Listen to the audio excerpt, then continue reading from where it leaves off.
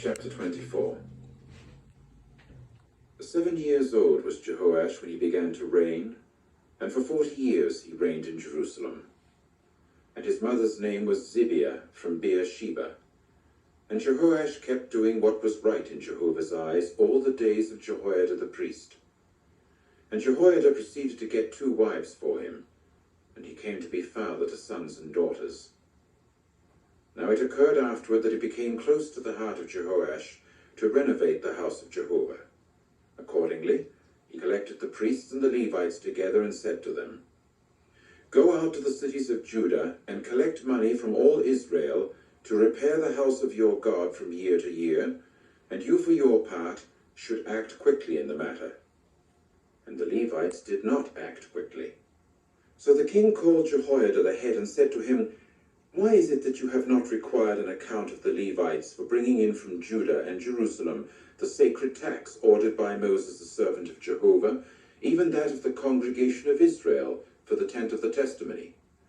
For as regards Athaliah the wicked woman, her sons themselves had broken into the house of the true God, and even all the holy things of the house of Jehovah they had rendered up to the Baals." Then the king said the word, and so they made a chest and put it outside at the gate of the house of Jehovah. After that, they issued a call throughout Judah and Jerusalem to bring to Jehovah the sacred tax ordered by Moses the servant of the true God upon Israel in the wilderness. And all the princes and all the people began to rejoice, and they kept bringing and casting it into the chest until they all had given. And it came about at the proper time, he would bring the chest to the care of the king by the hand of the Levites. And as soon as they saw that there was plenty of money, the secretary of the king and the commissioner of the chief priest came, and then emptied the chest, and lifted it up, and returned it to its place. That was the way they did from day to day, so that they gathered money in abundance. Then the king and Jehoiada would give it to the doers of the work of the service of Jehovah's house. And they came to be hirers of the stonecutters and of the craftsmen for renovating Jehovah's house, and also of the workers in iron and copper for repairing Jehovah's house. And the doers of the work began operations, and the repair work kept advancing by their hand. And finally they made the house of the true God stand as it structurally should, and made it strong. And as soon as they had finished, they brought before the king and Jehoiada the rest of the money, and they proceeded to make utensils for the house of Jehovah, utensils for the ministry and for making offerings, and cups and utensils of gold and of silver. And they came to be offerers of burnt sacrifices in the house of Jehovah constantly, all the days of Jehoiada. And Jehoiada got to be old, and satisfied with years, and gradually died, being 130 years old at his death. So they buried him in the city of David along with the kings, because he had done good in Israel, and with the true God in his house. And after Jehoiada's death, the princes of Judah came in and proceeded to bow down to the king.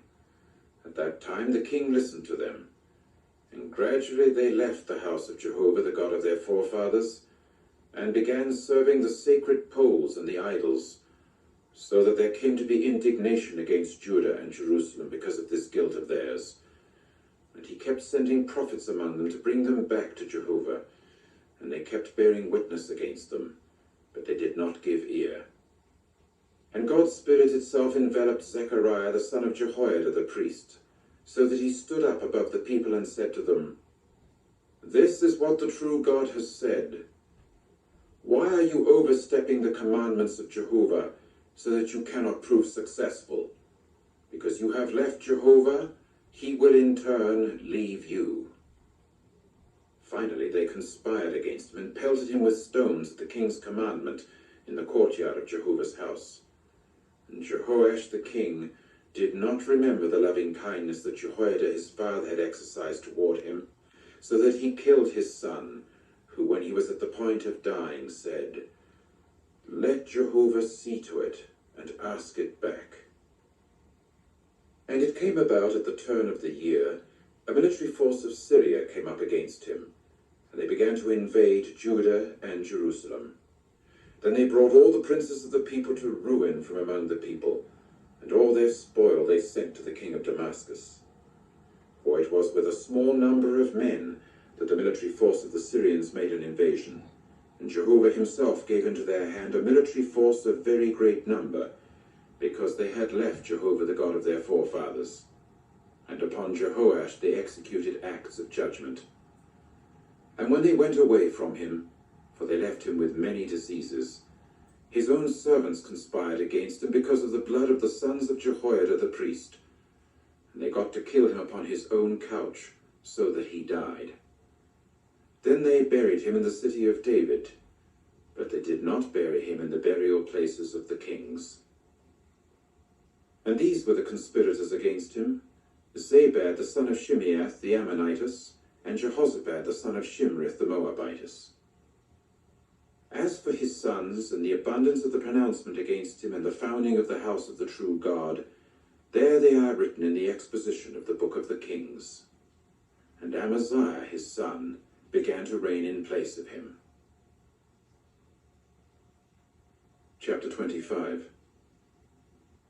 At the age of 25 years, Amaziah became king, and for 29 years he reigned in Jerusalem. And his mother's name was Jehoaddan of Jerusalem. And he continued to do what was right in Jehovah's eyes, only not with a complete heart.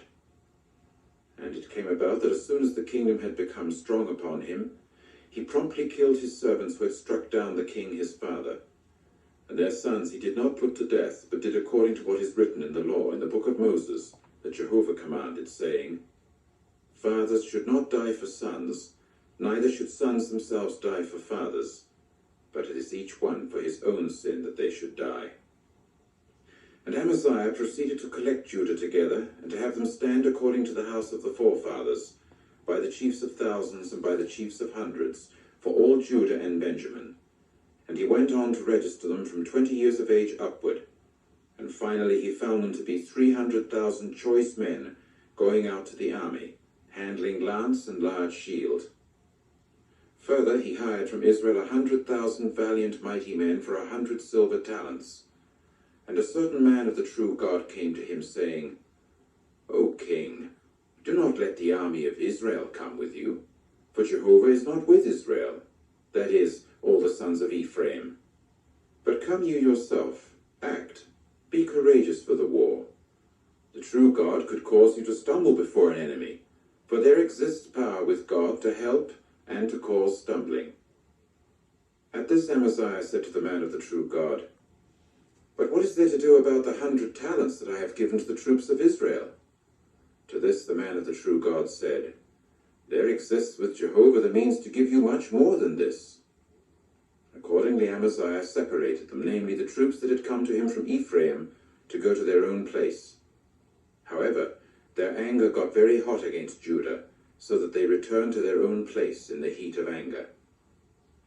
And Amaziah, for his part, took courage, and proceeded to lead his own people and go to the valley of Salt. And he went striking down the sons of Seir, 10,000 of them. And there were 10,000 that the sons of Judah captured alive. So they brought them to the top of the crag, and proceeded to throw them from the top of the crag, and they, one and all, burst apart. As for the members of the troop whom Amaziah had sent back from going with him to the war, they began making raids upon the cities of Judah, from Samaria clear to Beth Horon, and went striking down 3,000 of them, and taking a great plunder. But it occurred after Amaziah came from striking down the Edomites, that he now brought the gods of the sons of Seir, and set them up for himself as gods. And before them he began to bow down, and to them he began to make sacrificial smoke. Consequently Jehovah's anger became hot against Amaziah, and so he sent a prophet to him and said to him, Why have you searched for the people's gods that did not deliver their own people out of your hand? And it came about when he spoke to him that the king immediately said to him, Was it a counselor of the king that we constituted you? Quit for your own sake. Why should they strike you down? Accordingly the prophet quit. But he said, I certainly know that God is resolved to bring you to ruin, because you have done this, and you have not listened to my counsel.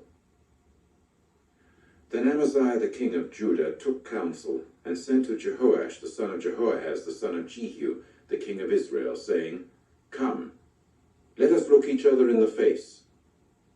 At that Jehoash the king of Israel sent to Amaziah the king of Judah, saying, "The thorny weed itself that was in Lebanon sent to the cedar that was in Lebanon, saying, 'Do give your daughter to my son as a wife.' However, a wild beast of the field that was in Lebanon passed by and trampled the thorny weed down. You have said to yourself, 'Here you have struck down Edom, and your heart has lifted you up to be glorified.'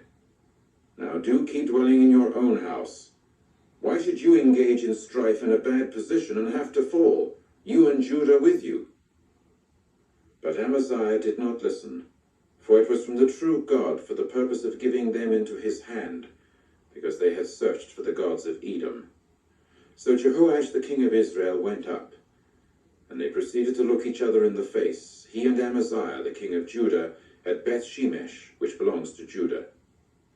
And Judah came to be defeated before Israel, so that they took to flight, each one to his tent. And it was Amaziah the king of Judah, the son of Jehoash, the son of Jehoahaz, that Jehoash the king of Israel seized at Beth-shemesh, after which he brought him to Jerusalem, and made a breach in the wall of Jerusalem, from the gate of Ephraim clear to the corner gate, 400 cubits. And he took all the gold and the silver, and all the articles that were to be found in the house of the true God, with Obed-Edom, and the treasures of the king's house, and the hostages, and then returned to Samaria. And Amaziah the son of Jehoash, the king of Judah, continued to live after the death of Jehoash the son of Jehoahaz, the king of Israel, 15 years.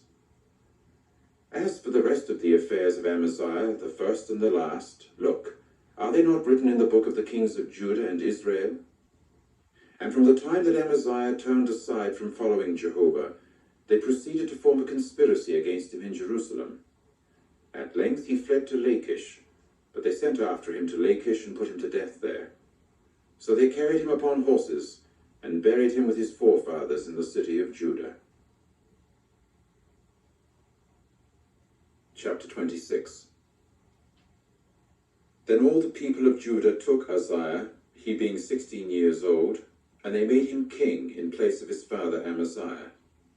He it was that rebuilt Eloth, and then restored it to Judah after the king had lain down with his forefathers. 16 years old was Uzziah when he began to reign, and for 52 years he reigned in Jerusalem. And his mother's name was Jechaliah of Jerusalem. And he kept doing what was right in Jehovah's eyes, according to all that Amaziah his father had done.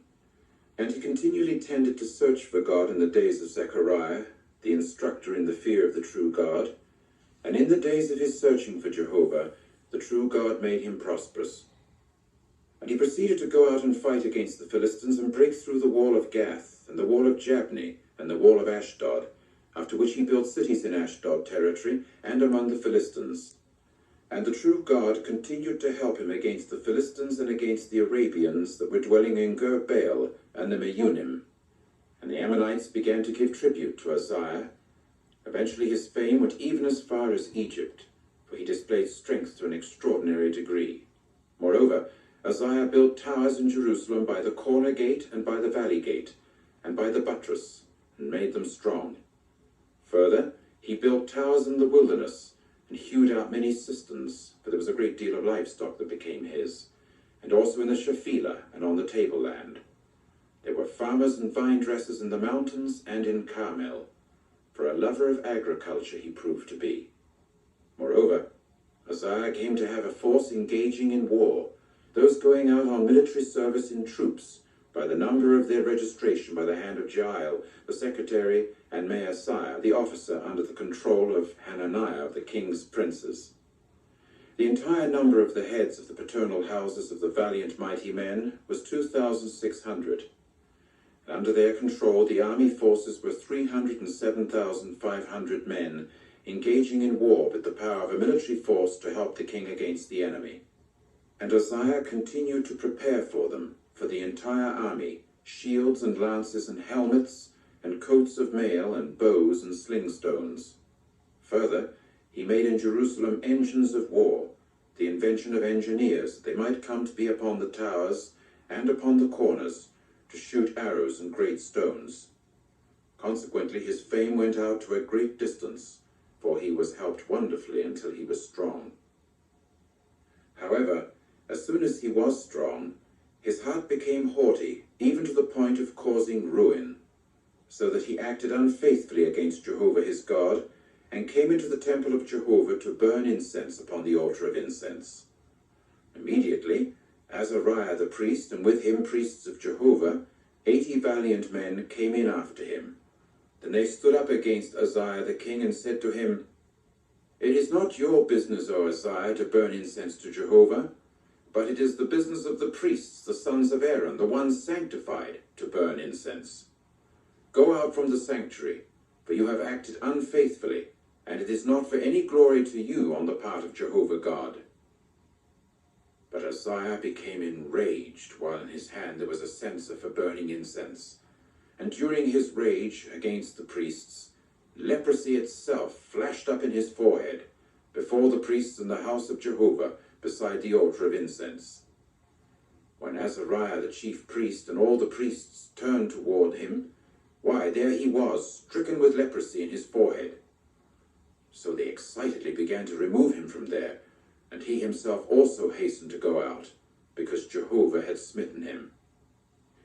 And Uzziah the king continued to be a leper until the day of his death, and he kept dwelling in a house exempt from duties, as a leper, for he had been severed from the house of Jehovah, while Jotham his son was over the king's house, judging the people of the land.